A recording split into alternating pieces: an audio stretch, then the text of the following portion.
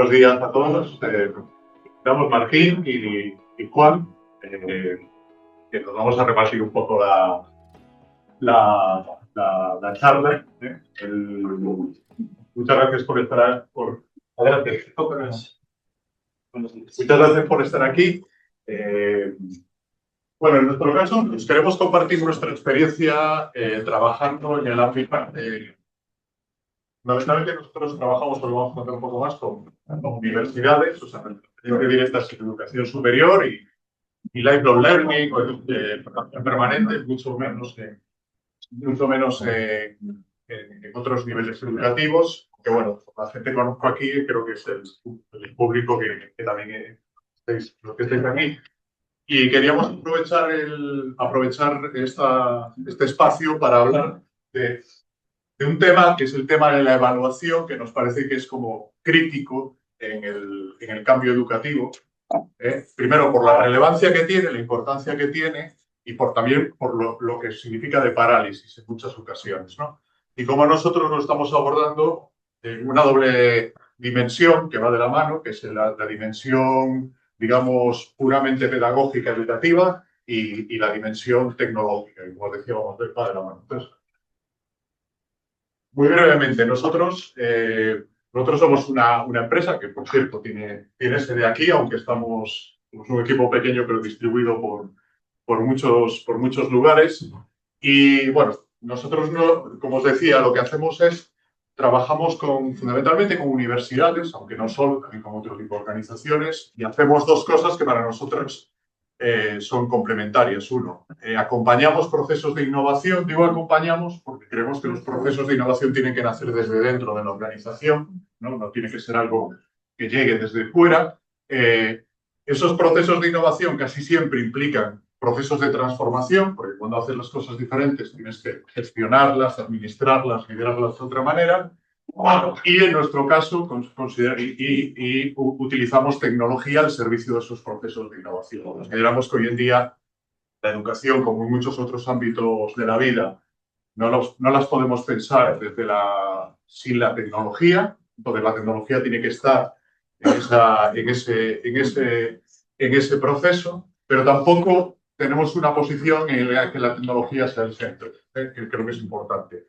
O sea, por eso no nos concebimos como una EdTech, que es lo que se llama muchas veces, porque nuestro enfoque es otro. Bueno, en realidad, esta es la tercera vez. O sea, nosotros, bueno, somos como amigos de ADI Educativa y entonces los hemos venido acompañando desde el año pasado. Este es el tercer evento. De hecho, ahora, bueno, hemos ayudado bastante a que esto suceda, pero esta es otra historia. Y de hecho, sin ser conscientes, ha habido un hilo conductor, no sé por qué, ha habido un hilo conductor en nuestras intervenciones que ha sido hablar siempre de una forma o de otra de hablar de la evaluación, ¿no? Y entonces, bueno, hoy queríamos centrarnos primero en aportar ideas de soluciones o prácticas que nosotros estamos ayudando a implementar y que creemos que pueden ser útiles para, digamos, mejorar los procesos de evaluación y, sobre todo, mejorarlos en este nuevo entorno que está mediado, que está, digamos, transformado por la inteligencia artificial.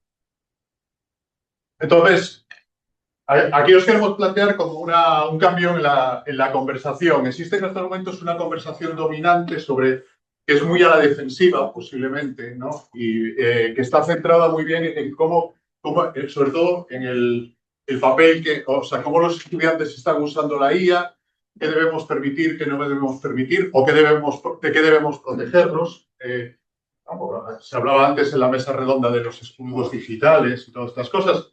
No decimos que eso no sea necesario, eso está ahí, es una parte de la historia, pero hay otra parte que creemos que es mucho más relevante, ¿no? Y lo que proponemos nosotros es pensar cómo la IA puede apoyar al profesor, al docente, para sostener un acompañamiento, de calidad. Entonces, nuestro enfoque está más en la viabilidad pedagógica, en la utilidad y la viabilidad pedagógica, y por lo tanto nos preguntamos cómo deberíamos diseñar las experiencias de aprendizaje y cómo deberían ser las prácticas docentes para incorporar de una forma positiva la inteligencia artificial, pero en un marco más elevado, más amplio, ¿no? En el que la IA no sea la que domine la conversación, sino que sea una herramienta que aumente la capacidad de las personas que están haciendo su práctica docente y en concreto la evaluación. Pasamos y... Entonces, tres ideas que os queremos compartir y que las vamos a ir materializando a lo largo de la intervención. Lo primero es, ¿no? El cambio de eje, el cambio de conversación que os comentaba antes, no voy a redundar más en eso. El segundo es la necesidad de rediseñar antes de automatizar, y la palabra automatización a mí me genera muchos reparos. Para nosotros la automatización quiere decir que hay ciertas actividades que puedes, digamos, derivarlas a algoritmos, pero no quiere decir que la agencia humana desaparezca. Y esto es muy importante, porque hay muchas veces el término automatización se utiliza con la idea de que desaparece el humano y todo y se automatiza en un sentido profundo, ¿no? Nosotros, al menos en educación y en la mayor parte de actividades que son relevantes en educación, no creemos en ese modelo, y eso sería otro debate. Para nosotros automatizar es que hay una serie de actividades que se pueden descargar, digamos, que se pueden realizar de forma externa, pero siempre bajo la agencia humana y bajo la orquestación de alguien, que es el profesor, que es el que diseña y el que controla el proceso. Entonces, esa idea de rediseño es una idea que tiene mucho que ver con la reflexión estratégica sobre para qué evaluamos. Y el tercer punto sería que la IA, como decía antes, no está en el centro. Es una capacidad muy potente, pero que no es el centro ni de la solución ni del problema. Sí genera también muchos problemas, pero es una capacidad que está ahí a nuestro servicio si la sabemos utilizar. Y por supuesto aquí no vamos a agotar el debate de la IA, porque tiene otras muchas dimensiones, en las que nosotros también estamos trabajando y que nos interesan mucho, ¿no? ¿Qué debemos aprender? ¿A qué ritmo debemos aprender? Etcétera, etcétera. Hay una serie de cuestiones que aquí no vamos, porque aquí nos vamos a centrar en la cuestión de la evaluación. Entonces, os vamos a compartir una serie de evidencias que de nuestra propia práctica hemos tenido la fortuna de estar trabajando en los últimos 2-3 años. Digo los últimos 2-3 años porque es cuando ha llegado la inteligencia artificial y ha cambiado muchas cosas, ¿no? Y hemos trabajado con distintas universidades, tanto en Europa como en Latinoamérica, pero vamos a contar sobre todo nuestra experiencia trabajando y nuestra experiencia destilada en el sentido del impacto que tiene con la evaluación y las prácticas que hemos implementado. Trabajando fundamentalmente con dos organizaciones, una es la Universidad Politécnica de Cataluña, y ahí trabajamos en el ámbito de la formación permanente, como, ¿no?, o lifelong learning, o educación continua, como lo queramos llamar.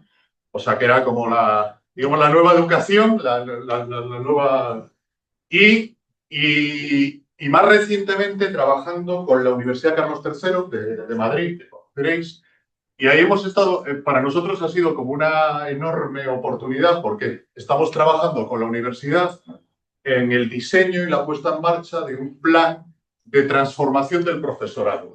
O sea, es como, que no es específico sobre la IA, es como existe un cambio cultural profundo en los estudiantes, existe una sensación de brecha entre la práctica que sigue sucediendo en el aula y las expectativas y cómo funciona el mundo. Y entonces estamos trabajando con ellos en un proceso de desarrollo de esas capacidades docentes que la universidad y nosotros consideramos que debería tener un profesor hoy en día. Entonces, estamos trabajando en estos momentos con del orden de más de 200 profesores y no os voy a hablar de ese proyecto, pero sí, ese proyecto nos está generando un montón de información sobre lo que está pasando. Lo que está pasando en las aulas, lo que están haciendo los estudiantes, lo que están haciendo los profesores, etc. Y entonces, para nosotros han sido insights, han sido información crítica a la hora de diseñar nuestras herramientas y nuestros procesos. Entonces, lo primero, la primera constatación es que, bueno, hay algo que no aparece aquí, pero es como la evaluación es como algo que paraliza. Eso, por lo menos en mi experiencia. O sea, la evaluación tiene una connotación de calificación, una connotación regulatoria, tiene una formalidad que genera cierta parálisis. Cuando quieres hacer un cambio educativo, si no sabes, si no tienes muy claro cómo lo vas a evaluar, pues normalmente pones en cuestión la posibilidad incluso del cambio. Claro, eso es peligroso porque cuando estás innovando tienes muchas preguntas y pocas respuestas, ¿no? Entonces, esa primera constatación es, claro, aludimos siempre, cuando hablamos de evaluación, aludimos a la parte de calificación o sumativa de la evaluación. Nosotros nos interesa mucho la parte formativa de la evaluación. O sea, cómo la evaluación es una herramienta que nos permite obtener información sobre el proceso de aprendizaje y sobre la persona que está aprendiendo y cómo esa información después la utilizamos para retroalimentar y acompañar al aprendizaje y a la persona. Ese es otro enfoque, pero también es evaluación. De hecho, nuestra posición es que esa es la evaluación importante. Pero el sistema considera que la única evaluación realmente es la otra. Y al final, normalmente están mezcladas. Y después hablaremos un poco cómo esa mezcla muchas veces se convierte en una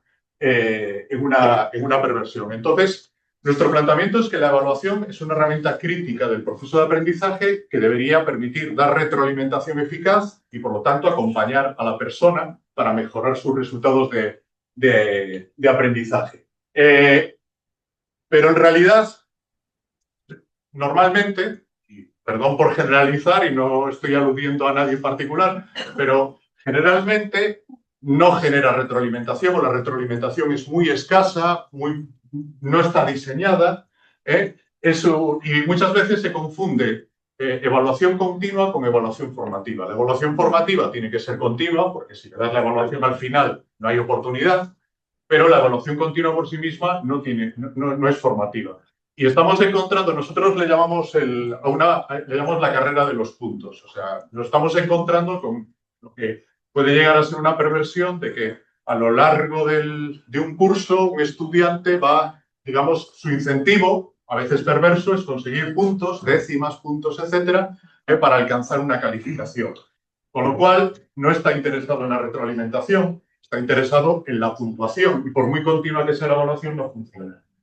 Y otro gran problema con lo que estamos encontrando es que siempre se alude que para hacer una evaluación formativa realmente de calidad necesitamos tiempo o recursos, que es lo mismo, y no los tenemos.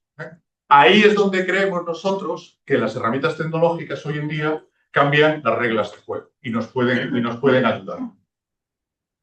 Entonces, 5 patrones que hemos encontrado, y esto es una super síntesis, pero creo que es importante, ¿no? La confusión entre calificación y acompañamiento. El pensar que yo califico y además acompaño. Eso, os cuento una anécdota, conversación con una profesora de la Universidad Carlos III. Dice, yo en los exámenes, después en la revisión de examen, doy retroalimentación. Dice, funciona fatal, porque parece un mercado. O sea, solo están interesados en negociar sus puntos. No están interesados en saber lo que hicieron mal, en cómo mejorar. Y es como, efectivamente, tú, o sea, ponte tú en su lugar, ¿qué harías? ¿No? Ahí hay un problema de diseño. El espacio de retroalimentación o el timing de la retroalimentación no es adecuado, ¿no? Hay se hace también otro patrón que hemos detectado, muchísima evaluación continua que nunca llega a dar retroalimentación, porque te agotas, es como un embudo donde te quedas en la parte de generar la evaluación. Entonces, realmente no es eficaz, no es útil, no funciona, ¿no? Entonces, creemos también que en muchos casos lo que hay que hacer es simplificar. Después, hay muchas observaciones, también es observar. El profesor está observando lo que pasa en el aula, está gestionando información de manera orgánica constantemente. Esa información le es muy útil y se utiliza, pero muy pocas veces hay una devolución, una retroalimentación al estudiante. Entonces, está bien, o sea, el profesor utiliza la información para mejorar, cambiar el ritmo, adaptarlo, etcétera, etcétera, pero nunca mete en la jugada, en el problema al estudiante. Y es muy difícil resolver todos los problemas si el estudiante no está dentro del sistema. ¿De acuerdo? Cuarto punto. Se habla mucho de personalización, se dice es imposible la personalización, estoy de acuerdo, pero en realidad la personalización hay que ser pragmáticos. En realidad, cuando tú tienes un grupo de estudiantes, tú no tienes 50 estudiantes distintos. En realidad tienes 3, 4, 5 tipos de estudiantes. Cuando Cuando hablas con un profesor, sabe perfectamente sus tipos de estudiantes en función de su actitud, su ritmo de aprendizaje, su estilo de aprendizaje, lo que queráis, ¿eh? Pero los tenéis perfectamente categorizados. Entonces, el problema no es el mismo tratamiento para 50 o para 100 o 100 tratamientos distintos. No, el tema es cómo adapto ese tratamiento, esa relación, a 3, 4 tipos distintos de estudiantes. Y el último punto, que lo condensa todo, es la falta de tiempo. La falta de tiempo a veces es la que paraliza. Es como, no voy a intentar nada diferente porque es imposible. Y posiblemente tenga toda la razón. Lo que hay que pensar en estos momentos es cómo somos capaces de cambiar esas reglas de juego utilizando las herramientas que tenemos a nuestra disposición. Una de las cosas, con la Carlos III hicimos un grupo de diálogo, un focus group con, bueno, varios, con estudiantes, ¿no? Y esto es como una declaración, un comentario que hizo un estudiante que nos pareció interesante como síntesis, ¿no? De las cosas que decían. Decía, no nos quejamos de que se evalúe mucho, nos quejamos de que se evalúa sin retorno. En la retroalimentación, el feedback, llega tarde, llega genérico o no llega. Entonces, creo que empaqueta muy bien el problema. No se evalúan, pero de esa evaluación yo no recibo poco positivo, porque lo que recibo o llega cuando ya no me es útil, por ejemplo, al final, llega demasiado genérico, o sea, no me siento representado, me están contando cosas que yo no me siento representado, o no me ayuda en mejorar mi proceso de aprendizaje, o simplemente no existe, que eso es muy habitual, que no existe esa retroalimentación. Lo que sí creemos que funciona, y funciona, no digo con la ayuda de la IA, lo que funciona, lo que estamos viendo ya que funciona a través de las prácticas de los profesores. El trabajar en entornos de universidades tiene una gran ventaja, que en realidad nosotros tenemos a 200 profesores y cada uno tiene una enorme autonomía y está experimentando con grupos de estudiantes. Entonces, tenemos un material, ¿no? Cuando lo observas y cuando identificas cosas relevantes, que es muy, muy, muy valioso. Entonces, cosas que vemos que funcionan. Funcionan cuando separas la nota de la retroalimentación. Esto puede significar que no le das la retroalimentación cuando vas a revisar la nota, o puede significar que hay muchas actividades de evaluación que no tienen ningún valor para la nota. Puede significar muchas cosas. Lo segundo, cuando las reglas de juego están claras. Esto pueden parecer obviedades, pero muchas veces no sucede. ¿Cuáles son las reglas de juego? Oye, tú estás en un aula porque quiero que aprendas esto. Y ojo, lo que quiero que aprendas muchas veces no es solo lo disciplinar, lo técnico. Es también lo transversal, lo que tiene que ver con tu propio desarrollo, etcétera. Entonces, criterios, rúbricas, todas esas reglas de juego deberían estar claras. Cuando le llamamos touch point, que los puntos de contacto, esa es la jerga del diseño, nosotros usamos mucho el marco del diseño para trabajar en procesos educativos. Entonces, funciona cuando hay pocos puntos. Los puntos de contacto son las oportunidades de evaluación o de interacción.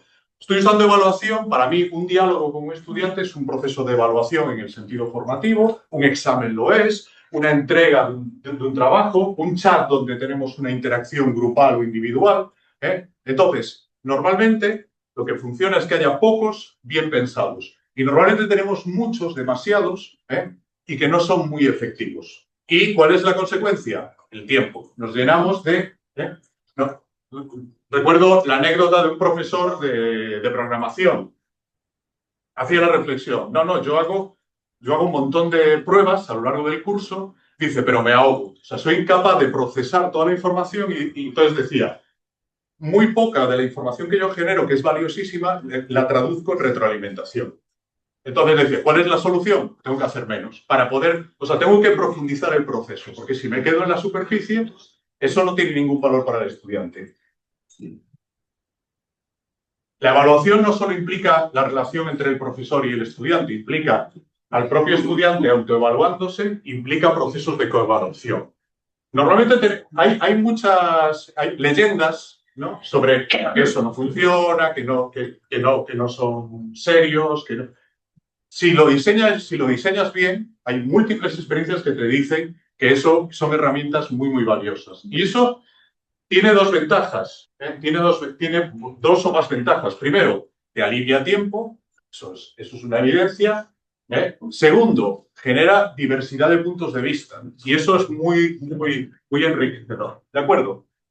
Y el último punto sería que pocas veces hay un proceso formalizado de mejora continua de innovación. O sea, cada curso, cada semestre, cada asignatura es un ciclo de desarrollo de una experiencia que permite hacer mejoras al siguiente. Y eso sucede, pero sucede de manera orgánica y no de manera estructurada. Y sucede mucho menos de forma coordinada entre un equipo de profesores. Que la palabra equipo de profesores en realidad también es casi otro tabú, o sea, es algo que no existe dentro del ámbito universitario. Entonces, para nosotros no es un problema de conocimiento, las capacidades están, etcétera, etcétera. Es un problema para nosotros que tiene dos pasos. Primero, estratégico, ¿para qué evaluamos?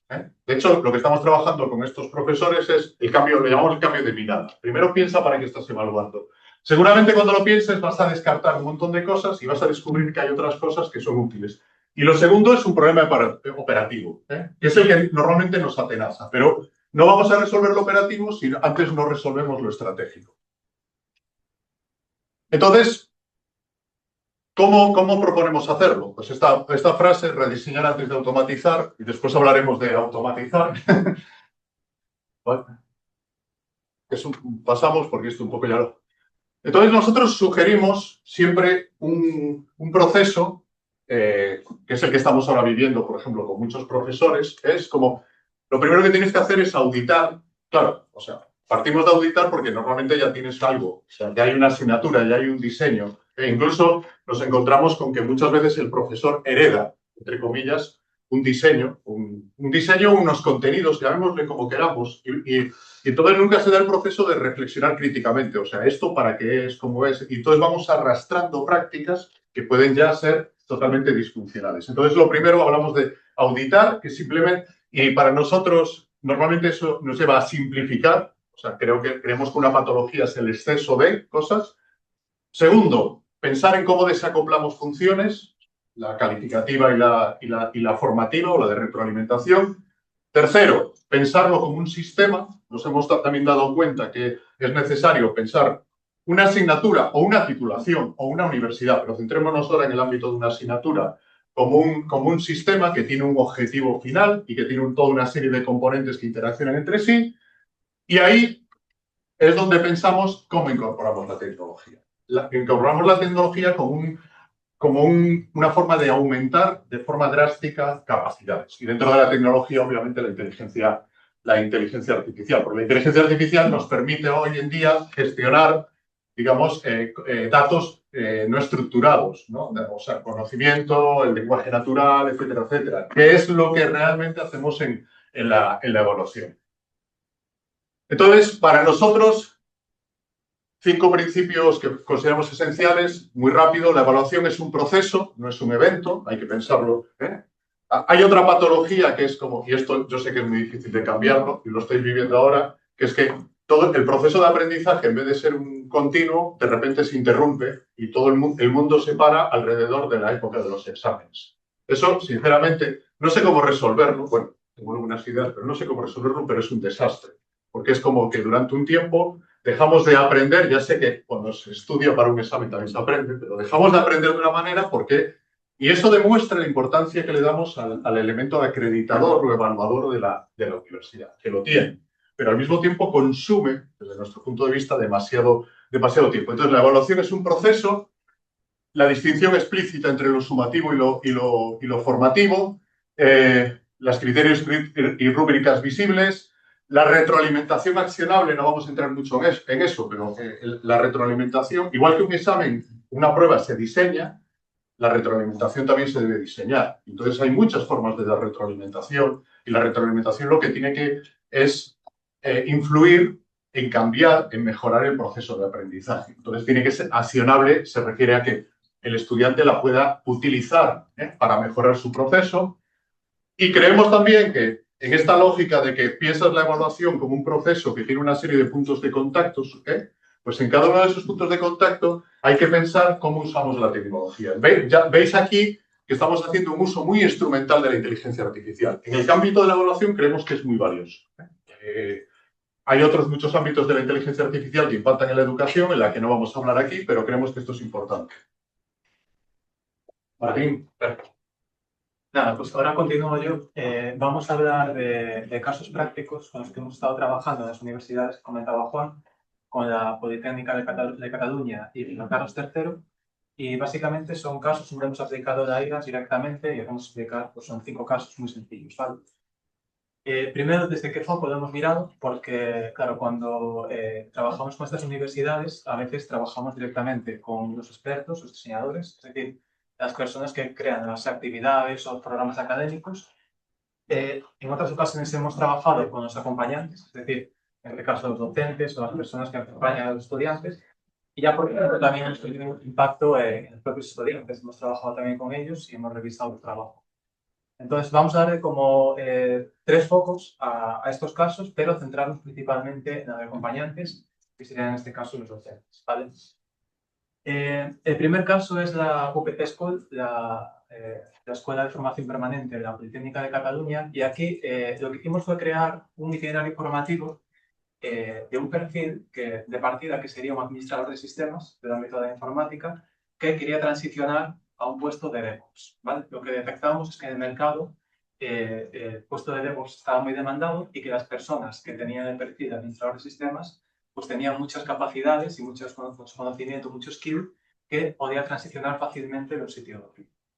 Entonces definimos un itinerario formado por 9 misiones y varias etapas. Y este es un caso particular porque trabajamos con OPC School, pero nosotros hicimos la parte de itinerario, es decir, diseñamos cómo eran esas misiones, luego ejercimos como acompañantes o docentes de ese programa y también utilizamos nuestra plataforma. Entonces, desde ese punto de vista, pudimos verlo desde 3 ángulos diferentes y actuar en las 3 partes. Como expertos, es decir, en la primera parte definimos cómo se utilizaba el itinerario. Utilizamos bastante de ahí en esta parte, sobre todo para desarrollar las misiones. Cuando nos centrábamos en una parte que queríamos desarrollar, pues nosotros montábamos la base y a través de ahí pues, íbamos expandiendo un poco este conocimiento. Y también a la hora de estructurarlo. Es decir, es un programa bastante largo, son 9 misiones con bastantes etapas. Entonces, a la hora de estructurar esa información, de ahí nos ayudó bastante, en que tuviera bastante coherencia. Y ya por último, la parte de la narrativa. Nuestras misiones lo que hacen es contextualizar al estudiante pues eso, en un escenario que consideramos que es real. Hemos llevado la experiencia que teníamos nosotros como trabajadores DevOps al mundo de la educación. Entonces, cogimos nuestra experiencia y la transformamos en misiones, ¿vale? Entonces, hay una narrativa que inicia al principio de este itinerario y que continúa durante las 9 misiones, que le da una serie de personajes, una serie de contexto, un marco en el que se mueve el alumno, y esa parte también utilizamos la IA para desarrollarla. Nosotros marcamos un poco las pautas, qué personajes teníamos, cuál era el contexto, y luego con la IA expandimos toda esa narrativa y la mantuvimos coherente durante todo el proceso. En la parte de acompañamiento, también ahora lo comentaremos en el primer caso, pues utilizamos la IA sobre todo para la creación de esas rúbricas y para la parte de la evaluación. Entonces, bueno, ahora si queréis os comento esta primera parte. Esto que veis es un vídeo donde se muestra cómo funciona básicamente el sistema de evaluación que tenemos. Cada misión puede tener diferentes etapas y algunas pues, son de tipo entregable. Es decir, el alumno tiene que entregar un vídeo, un PDF, un conjunto de ficheros o que decidamos, ¿no? Entonces, lo que hicimos al principio fue crear las misiones y definir nosotros la rúbrica, ¿no? Establecimos todos los criterios y con la IA fuimos afinando esas rúbricas para que encajasen en lo que esperábamos. Y eso lo hicimos con las primeras 3 o 4 misiones. Y a partir de ahí le dimos la vuelta al proceso. Es decir, como ya de ahí había aprendido cómo nos gusta hacer las rúbricas, pues lo que hicimos es apoyarnos en ella para que nos generase esa base de rúbricas y nosotros simplemente afinarlas. ¿Qué conseguimos con esto? Bueno, pues como las rúbricas eran bastante estructuradas, lo que podíamos hacer es, cuando un alumno enviaba un entregable, en este ejemplo es un PDF, lo que hacía de ahí a una primera pasada pues, es coger ese PDF, contrastarlo frente a la rúbrica y nos daba de un primer vistazo un feedback sobre ese entregable. Es decir, en ningún caso utilizábamos la IA para corregir ese entregable, pero sí que resultaba bastante útil, sobre todo cuando aumentaba el número ya de alumnos, pues poder apoyarnos en esta herramienta para que nos diese un vistazo rápido si los puntos que eran menos críticos, es decir, los que vamos validando uno a uno a ver si se cumplen, pues ya la IA nos los da prácticamente resueltos y nosotros ponemos el foco en la parte que consideramos más importante, ¿no? Darle ese feedback concreto al alumno sobre su entregable, cómo ha ido evolucionando. Entonces, bueno, este sería el primer caso. Simplemente reforzarlo. No sustituimos al docente a la hora de evaluar, pero sí nos apoyamos o potenciamos para ganar tiempo, que realmente cuando aumentan el número de los alumnos y hay tantas etapas, pues bueno, es a vez que te ayuda. El segundo caso... Sí, perdón. Una curiosidad, cuando te refieres a IA, que había aprendido y tal, ¿es un motor propio o es qué tecnología utilizaron, qué herramienta? Sí, es un agente de IA propio que tenemos, que bueno, tiene una serie de skills, que bueno, lo comentaré después, que son las skills, y que básicamente lo que hace es cruzar la rúbrica con ese entregable y generar, pero es un desarrollo propio nuestro. Ahora comentaré quién está detrás de eso. Vale, el segundo caso, donde aplicamos la IA, bueno, esto es, se ve muy pequeñito, ¿vale? Pero bueno, es un dashboard donde llevamos el seguimiento de los alumnos, ¿no? Una vez que empezamos las misiones, pues teníamos claro que si no teníamos evidencia de esta información, no podíamos actuar sobre el sistema para mejorarlo. Entonces, fuimos capturando cada vez que un alumno o un docente interactuaba con la plataforma, pues nos generaba una serie de señales. Aquí en este caso, bueno, es muy pequeñito, pero esto es como una gráfica de dispersión del ritmo de los alumnos, ¿no? Entonces detectamos que había alumnos que iban a un ritmo pues, constante y muy bueno, el que nosotros pensábamos que era correcto. Otros que iban a picos, pues se veía que trabajaban el fin de semana y durante la semana pues no. Y luego había otros que trabajaban a lo mejor un día, pasaban 2 semanas, luego trabajaban otros 2 días, pasaba un mes. Entonces, bueno, sobre ese grupo de alumnos que aparece ahí abajo en rojo, tener esta información nos permitió poner el foco en montar sesiones síncronas con ellos para poder detectar cuál era el problema y resolverlo, ¿no? En este caso, pues alguna gente se quedó frustrada con alguna etapa, no podía avanzar y en esa sesión síncrona pues ya desbloqueamos. Luego también, otra parte que nos sirvió bastante, sobre todo al principio, fue, bueno, se ve por aquí muy pequeñito, es detectar el número de errores que tiene la gente a la hora de resolver una etapa, ¿no? A veces, antes se enseñaba una etapa que que era de tipo entregable, el alumno entrega un PDF y nosotros lo corregimos, pero hay otras etapas que son de validación automática. Es decir, el alumno tiene que hacer algo y ese algo lo puede autocorregir, ¿no? Y veíamos que en estas etapas pues, se quedaban atascados la mayoría de los alumnos, el 80%. Da igual si su ritmo era bueno o malo, ahí chocaban todos. Entonces, bueno, lo que detectamos ahí es que en esa etapa pues, las instrucciones no estaban claras y el contenido no era suficiente, no estaba bien explicado.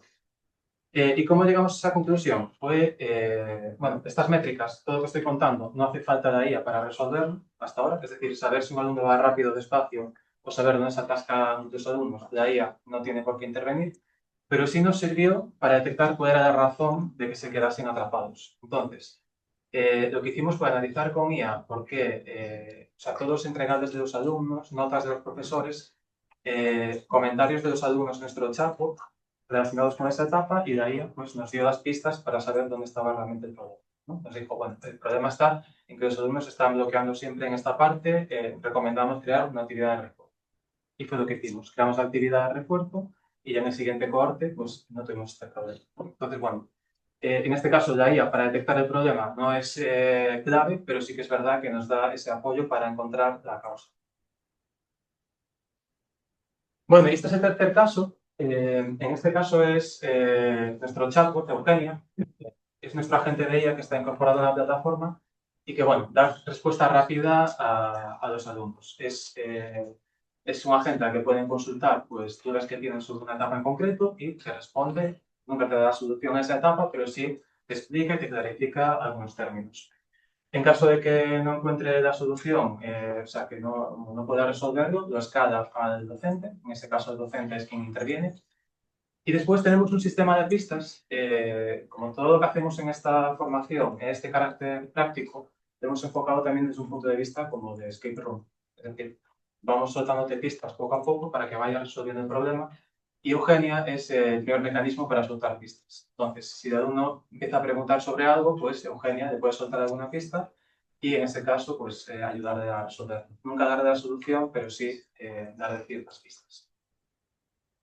Y bueno, estos tres casos que os comenté están relacionados con la Politécnica de Cataluña, donde trabajamos eso, donde montamos el itinerario y bueno, utilizamos esas herramientas propias de nuestra plataforma y actuamos como docentes. Y ahora el siguiente caso es el caso de la Carlos III y aquí el enfoque es completamente diferente. Aquí el trabajo que hacíamos era de acompañamiento a los docentes, como comentaba anteriormente Juan.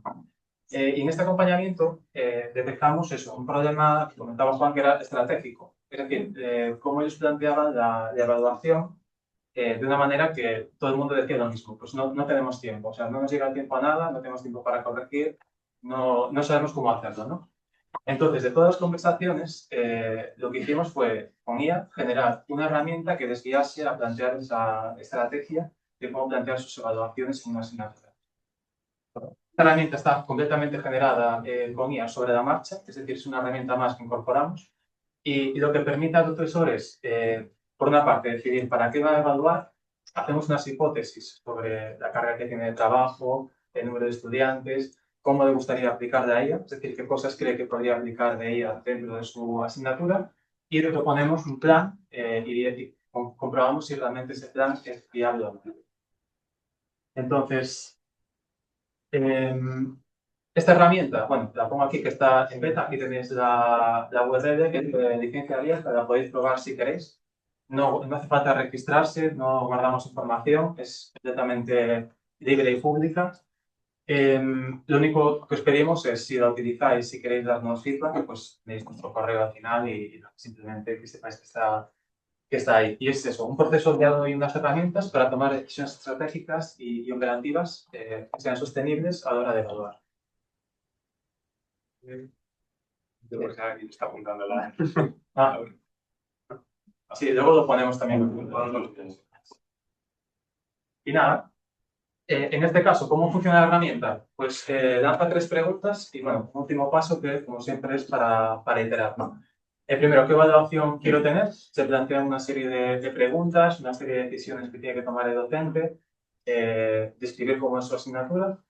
Luego, otra serie de preguntas que serían el sprint 1, de cómo hacemos eso sostenible, es decir, si tienes dedicación 10 horas a la semana y tienes 100 alumnos y quieres hacer pues un sistema de evaluación continua de una manera determinada, pues te decimos si eso realmente es viable o, mira, tienes que recortar en algún sitio. La segunda parte es la que estamos haciendo ahora, de hecho, con la Carlos III, que es probar este plan directamente con estudiantes. Y bueno, cuando lleguemos al cuarto paso, que es la iteración, pues será revisar lo que hemos hecho e iterar para volver a empezar, ¿vale? Porque seguramente las hipótesis que hemos lanzado no serán las correctas, tendremos que cambiarlas. Y bueno, este caso es transversal. Esto a lo mejor para algunos que estáis aquí es una obviedad, pero bueno, yo quería comentarlo porque me parece muy importante, ¿vale? Las skills son capacidades que le otorgamos a los agentes de IA para poder utilizarlas y que aglutinan como conocimiento o procesos. Supongo que algunos ya las habéis utilizado o os sonarán, pero bueno, básicamente lo que ponemos aquí.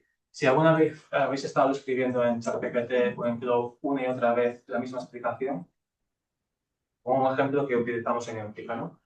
Quiero generar un documento con el formato tal, con el tipo de letra tal, con este color, con no sé qué, no sé cuánto, y que me lo subas a Google Drive hasta la carpeta, ¿no? Si cada vez que vas a generar un documento, que lo haces 20 o 30 veces a la semana, tienes que estar escribiendo esas instrucciones, pues no tiene ningún tipo de sentido. Entonces, las skills básicamente lo que hacen es otorgarle a un agente de IA, que bueno, en este caso puede ser el ChatGPT, Cloud o el tuyo propio, las capacidades de entender cómo se hacen las cosas en tu contexto. En nuestro caso, pues este documento es una obviedad, pero podría ser un proceso de cómo hacemos las cosas en Éutica para, imaginaos, nosotros que tenemos una parte tecnológica, pues cómo actualizamos servidores, ¿no? Yo puedo escribir cómo se hace, puedo explicar a la gente de IA cómo funciona esa actualización de servidores y yo pediré directamente que me actualice mi servidor. Entonces, esto lo que hace es que no tenemos que repetir una y otra vez y nos sirve para documentar cómo hacemos las cosas. Entonces, esto se puede utilizar en cualquier ámbito. Nosotros utilizamos a diario tanto en tecnología como no en tecnología. Juan, de hecho, es un fanático de las skills. Y la verdad es que nos está funcionando súper bien por dos razones. Una, porque nos ayuda a documentar. Porque al final tenemos un montón de conocimiento y procesos que no están documentados en ningún sitio. Y de hecho, de decir, bueno, voy a hacer que un agente de IA lo haga por mí, pues aparte de que lo hace por ti, pues lo documentas y queda realmente claro de cómo funciona. Y por otro lado, que cuando lo documentas te vas a dar cuenta de que algunas cosas a lo mejor no estaban tan claras, ¿vale? Y eso nos ha pasado porque también crear tu skill para que un agente de IA haga parte de tu trabajo por ti y de repente te das cuenta que lo hace mal. Lo hace mal porque lo has explicado mal, porque ni siquiera entiendes cómo funciona, ¿no? Entonces, bueno, esto simplemente quería comentarlo, es algo transversal, lo hemos utilizado tanto en la Carlos III como en la Politécnica como internamente en Éutica y os animo a todos a que lo utilicéis, básicamente porque muchas tareas que seguramente uséis podáis automatizarlas simplemente con estas skills. Bueno, y esto ya es lo que viene después. Hasta ahora hemos contado casos reales con los que estamos trabajando y ahora son cosas donde creemos que el foco va a estar en los próximos meses y ya no quiero decir años porque la velocidad que va esto va a ser en los próximos meses. La parte de la personalización, antes Juan lo comentaba, el tema de los arquetipos, ¿no? Que seguramente en clase pues tenemos claro el tipo de alumnos que tenemos, qué arquetipos, ¿no? Los que van más rápido, los que están más despistados, los que necesitan un poco tremendo para concentrarse. Entonces hemos creado esos arquetipos y hemos adaptado en cierto modo la experiencia a esos arquetipos que hemos definido. Pero creemos que se puede ir un poco más allá y hacerlo más personal. Ya no tanto a nivel de ese arquetipo de alumno, sino de un alumno en concreto. Entonces, en lo que estamos trabajando es en cómo la memoria agéntica, es decir, cómo un agente puede aprender cómo trabaja un alumno para poder personalizar su experiencia. Y si nos vamos al caso inicial, por ejemplo, el de la Politécnica de Cataluña, donde creamos ese itinerario, pues claro, el itinerario que hemos creado es un itinerario fijo. Tiene 9 misiones, cada misión tiene una serie de etapas. Lo que estamos intentando es que esas etapas no sean fijas. Es decir, si un alumno está cursando una misión y llega a una etapa y hemos visto que sistemáticamente ha tenido problemas de cierto tipo, pues que el propio sistema sea capaz de generar una etapa que es solo para él, centrada en resolver esos problemas que tiene de base, ¿no? Entonces, eso es lo que estamos trabajando en esta parte. Y luego ya por último, ya mucho más especulativo, esto sí que lo estamos haciendo a nivel laboratorio, es la parte de agentes sintéticos, que básicamente lo que estamos intentando emular es situaciones de trabajo en equipo. Cuando no haya equipo. Imaginaos que estáis vosotros solos, pero hace falta 4 personas más para hacer un ejercicio, pues imaginaos, se me ha ido ahora. Por ejemplo, una situación en la que tenemos que responder ante un conflicto, ¿no? Es decir, te ubicamos en una situación donde hay 2 personas y tú tienes que intervenir en un conflicto, pero solo estás tú.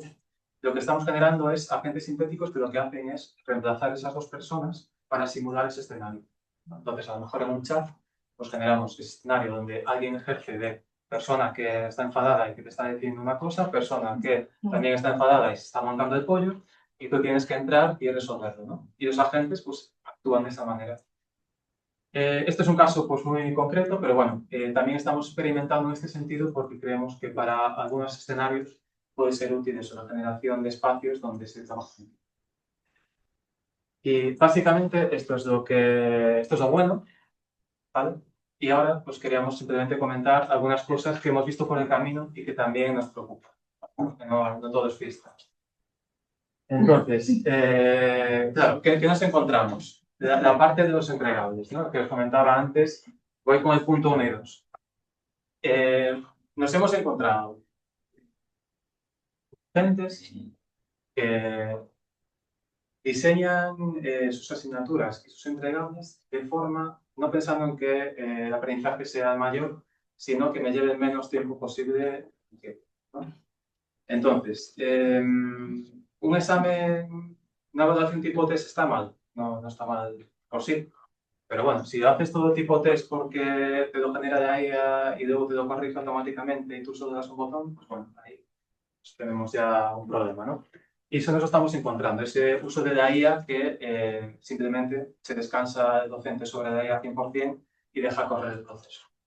Y eso nos preocupa. Nos preocupa primero porque el alumno está aprendiendo, seguramente, porque nos estamos enfocando en que esa evaluación sea para que el alumno aprenda, y después porque el profesor deja de observar. Al final, si el proceso te pasa de largo, alguien te genera las preguntas, te corrige las respuestas, pero simplemente das un OK, pues estás dejando de lado toda la parte de observación, lo que comentaba antes Juan, de cómo se observa en el aula y cómo se observa la evaluación.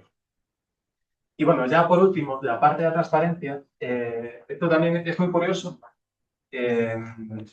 Daba antes el dato Juan sobre el porcentaje de gente que utilizaba la IA, estaba declarada y la que realmente la utilizaba, porque había como un gap ahí tremendo. Y creemos que también está pasando en el aula, o al menos muchos docentes nos dicen que no lo utilizan y en realidad sí lo están utilizando. Y claro, el problema principal es si tengo que prohibir al alumno utilizar la IA, que ha pasado en algunos casos, pues no puedo decir que lo utilizo, no sería justo. Entonces, bueno, aquí sí creemos que debería haber una transparencia total en ambos lados, tanto por la parte de permitir al alumno que lo utilice y que sea algo que dentro de un marco que esté regulado de alguna manera, pues sea algo normal, y que si el profesor utiliza la IA para apoyarse, pues también debería ser transparente, ¿no?, para el alumno. Entonces, esta es nuestra postura, así lo hacemos también cuando intervenimos nosotros y la utilizamos, hacemos consciente a los alumnos de que lo utilizamos. Pero aquí pongo un asterisco pequeñito, porque los que no quieren ser transparentes, pues van a tener que serlo en breve. Porque ahora en agosto de 2026 entra la regulación europea de la IA, que lo que viene a hacer es regular todo lo que tiene que ver el uso de la IA. En educación, en particular, y en el tema de la evaluación, pues más en particular, donde está catalogado como de alto riesgo. Es decir, esta normativa, esta regulación, lo que hace es catalogar actividades según el tipo de riesgo. Y de evaluación en concreto la cataloga como alto riesgo. Lo que está más por arriba ya son cosas que están prohibidas. Por ejemplo, el scoring social. No sé si habéis visto un capítulo de Black Mirror donde la gente la puntuaba, ¿no? Era tu scoring social como la puntuación de Google, ¿no? Y según tu puntuación, pues podías acceder a ciertas cosas, como eso, que evidentemente estaba prohibido, pero justo por debajo ya está la evaluación en tema de riesgos. Entonces, lo que se va a aplicar pues, son una serie de medidas que van a hacer que todo esto sea transparente, regulado, y bueno, hasta ahora son recomendaciones, pero en agosto del 26, que ya no queda nada, pues ya entran en vigor. Pues bueno, para quien no quiera ser transparente, pues que sepáis que está bien. Está bien. Y creo que ya, pues para pasar a Juan para que haga el cierre. Sí, bueno, os hemos tratado de mostrar formas en las que nosotros mismos, que ahí actuamos como ayudando a profesores o a las universidades, o nosotros a veces jugando el papel de profesor o de diseñador, cómo usamos, y lo que os queríamos mostrar era cómo hay múltiples formas de utilizarlo a nuestro servicio, controlando nosotros el proceso. Lo que os hemos mostrado también es muy experimental, o sea, estamos indagando formas de hacerlo, y ese es el mensaje que queríamos hacer. Creemos firmemente que esto no va de que un proveedor te dé una herramienta cerrada. Eso nunca, desde nuestro punto de vista, nunca funciona. Pero desgraciadamente se entiende muchas veces así, ¿no? Voy a ver si la universidad compra la herramienta que hace las rúbricas o evalúa no sé qué. Realmente hay dos cosas. Uno, esas capacidades son triviales, o sea, están a vuestra disposición. Y lo maravilloso, yo aquí hablo como la persona que tiene conocimientos técnicos dentro del equipo. Bueno, somos más los que no tenemos conocimientos técnicos, pero soy el único que está aquí. Tiene una capacidad de empoderamiento brutal. O sea, porque en estos momentos, o sea, el utilizar de forma sofisticada herramientas de inteligencia artificial no tiene que ver con que seas ingeniero. No. Tiene que ver con que tú entiendas cómo se crea y cómo se gestiona conocimiento. Y después tienes que aprender una serie de prácticas que requieren un tiempo. Pero es una invitación a que primero, a explorar esas herramientas, a incorporarlas en nuestras propias prácticas. No tiene que ser un proceso puramente autodidacta, ni mucho menos. Pero quiero decir que creo que pueden empoderar mucho al profesor. Y eso me parece que es la parte muy positiva que tiene eso.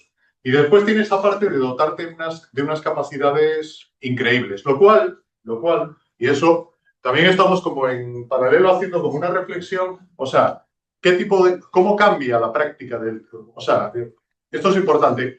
Yo creemos que nuestra práctica profesional o vuestra práctica profesional se va a cambiar por completo. Eso, o sea, que a lo que ahora se le dedica mucho tiempo, se le va a dedicar muy poco tiempo, pero vais a empezar a hacer cosas que hasta ahora no hacíais. Hay un futuro que es el que nos gusta imaginar, es que esas cosas que ahora no hacéis, pero que haréis en el futuro, son las cosas que nos gusta hacer, las cosas que realmente aportan valor, no las tareas rutinarias, etcétera, etcétera, ¿no? Pero entonces ese cambio está en marcha y ese cambio lo que va a producir es un incremento de capacidades. Con lo cual también va a haber creemos, una reconfiguración profunda de cómo se debería organizar una institución educativa. Eso es lo que nosotros estamos explorando, lo estamos explorando está siendo muy, muy interesante con universidades, es un poco la invitación, y yo creo que ya era la última. No, pasarla. Y bueno, esta era la pregunta de provocación y con esto cerramos, ¿no? Si tuvierais, como hoy es viernes, si no tuvierais nada mejor que hacer el viernes por la tarde, que espero que sí, o sea, espero que no respondéis a la pregunta, ¿no? Para rediseñar tu evaluación, ¿qué es lo que vosotros haríais? ¿Cuál sería la primera decisión que tomaríais? Ya, por nuestra parte nada más, no sé si nos hemos extendido demasiado. Muchísimas gracias. Bueno, creo que tenemos unos minutos, ¿no?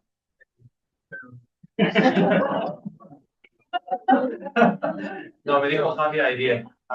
Bueno. Yo creo que la gente quiere... Bueno, vamos a estar aquí todo el día, entonces así nos conocemos, o sea que podemos... Sí. Sí. Bueno, claro, gracias por la presentación, que me ha gustado mucho. Habéis hablado de arquetipos de estudiantes y me pregunto si habéis identificado arquetipos de profesores. No lo digas. A ver, la respuesta corta es que sí. Claro. Sí, pero... Nos ayude a identificarnos, a tomar conciencia de en qué arquetipo estamos y en base a eso probablemente también seamos más afines a adaptar determinadas... Sí. Y mucho, claro, esto no lo contamos, o sea, porque bueno, esto es... No, tiene una parte de maldad, sí, es verdad, pero no, a ver, ahora en serio.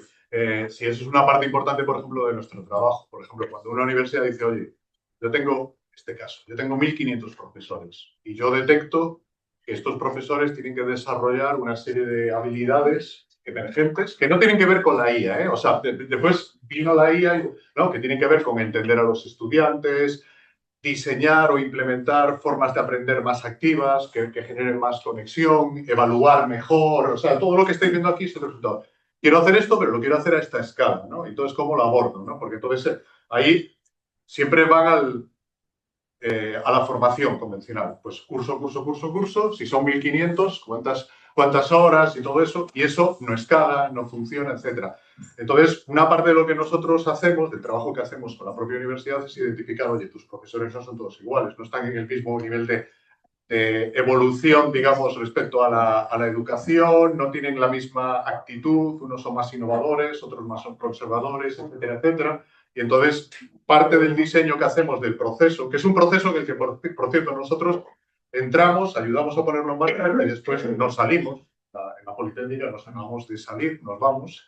Siempre decimos que nos vamos por dos razones. Si hacemos bien nuestro trabajo, nos tenemos que ir, y si lo hacemos mal, nos van a echar. O sea, que al final siempre nos vamos. Entonces, aquí aún no nos han echado, ni aún no se hemos ido, pero bueno. Entonces, en ese proceso, precisamente, buena parte de la filosofía parte de trabajar con esos arquetipos de profesores. Por ejemplo, en una primera ola que estamos trabajando ahora, ¿quiénes son los profesores que llegan mayoritariamente?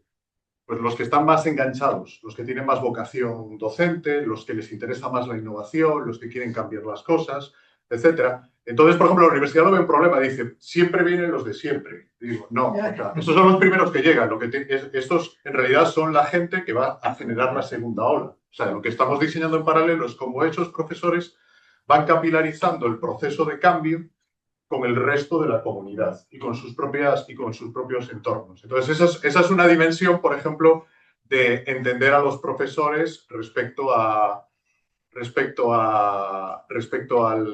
su actitud respecto al proceso de cambio educativo. Os pongo otro ejemplo. Grupo de profesores de la misma universidad, uno que explica que un problema que tiene a la hora de acompañar es que es legal y materialmente imposible cambiar el ritmo del curso. O sea, que si ves que el grupo va lento, tú puedes ralentizar o puedes ir por otro camino, la personalización a la que lucía. ¿No? Hay profesores que dicen, eso es totalmente, yo no lo puedo hacer. Y a su lado profesores dicen, yo lo hago todos los días. O sea, esa es otra dimensión muy, muy relevante. Tiene una parte que es condiciones externas, pero tiene otra parte que es la propia actitud del profesor. No digo que una sea mejor que otra, son distintas. Entonces tienes que trabajar, o sea, no pueden trabajar de la misma manera. Entonces sí hacemos eso y es esencial, porque si no a nosotros nos pasaría lo mismo eso de la personalización total que no tiene mayor sentido. Muy bien. Un comentario. Entiendo que lo explicaste bien, ¿no? Que estáis trabajando solo desde el punto de vista del profesorado. Y para mí también muy interesante conocer cómo hace uso el alumnado. Mi experiencia, por ejemplo. Tú puedes detallar todo en el campus virtual, paso a paso, etapa a etapa, demás. Y el problema es que no se lo lee. El problema es que lo lee uno, se transmite lo que quiere transmitir al resto y el resto hace lo que dijo ese uno. Y funciona así, ¿eh? O sea, no es... Entonces, también le damos capacidad a esto que estás diciendo, como que va a funcionar porque ellos se comportan de la forma que esperamos y no real. La forma que ellos se comportan sigue siendo transmisión oral, sigue siendo yo reinterpreto esto, se lo digo al resto, y aunque está escrito y tú cuando lo sientas dices, ¿me puedes leer esto? ¿Y qué entiendes? Y ya, es que no lo leí. Bueno, tiene toda la razón. O sea, no tengo una solución para eso, pero es cierto, nosotros no solo trabajamos con profesorados, lo estamos contando porque sois el público que está aquí y entonces hemos elegido los proyectos en los que trabajamos directamente con docentes, ¿de acuerdo? Pero en otros proyectos trabajamos directamente con los estudiantes de hecho, en estos proyectos el gran problema es eso que tú dices, es el día a día, o sea, los profesores es lo que manifiestan. Entonces, básicamente, cómo nosotros abordamos eso, y eso quiere decir cosas muy distintas en distintos contextos, es primero entender bien el comportamiento, la cultura de los estudiantes. Eso no quiere decir que le des la razón, es muy importante, o sea, no entiendes a alguien para que le des la razón. Tú puedes estar radicalmente en contra de las razones de alguien, pero puedes entender sus razones. Eso es el material sobre el que tú piensas. Por ejemplo, lo que dices tú, que hay un problema de que no acceden a los materiales. Ese problema habría que analizarlo, puede ser porque el canal de comunicación no es el adecuado, el contexto en el que, las reglas de juego que les has marcado no son las adecuadas. O sea, hay muchas formas en las que puedes abordar el problema que tiene que partir de entender al estudiante, entender sus circunstancias y decidir cómo implementas acciones que realmente puedan tener un efecto. O sea, y es cierto que hay esa sensación de que no les interesa nada, pero también te encuentras, porque hay mucha gente que dice, sí les interesa. O sea, es que esa opinión no es... Entonces, cuando te encuentras esos dos mundos que conviven dentro del mismo campus, casi en la misma aula, entonces dices, hay palancas que puedes activar. O sea, no estoy demonizando al que dice no les interesa nada, es su experiencia. Pero si en otros casos sí les interesa, es que ahí puedes encontrar claves que te permiten activarlos. Entonces, no tengo una respuesta para eso y es cierto que hay un problema sistémico y yo creo que tiene mucho que ver con el cambio de cultura de las sucesivas generaciones y sinceramente, de la falta de expectativas que tienen los estudiantes respecto a la institución universitaria. O sea, no tienen expectativas. O sea, no esperan que sucedan cosas interesantes. Entonces, ¿eso cómo se rompe? bueno, pues se rompe demostrándolo en la práctica y no es una cuestión que pueda hacer un profesor de manera aislada, pero lo tienen que hacer los profesores, lo tiene que hacer la institución. O sea, el proceso de cambio sí que creo que es mucho más sofisticado y complejo que lo que hago yo dentro del aula y puede resultar frustrante. Pero yo creo que sí es algo, yo creo que es lo más importante que tenemos que abordar o que debería abordar el sistema en estos momentos.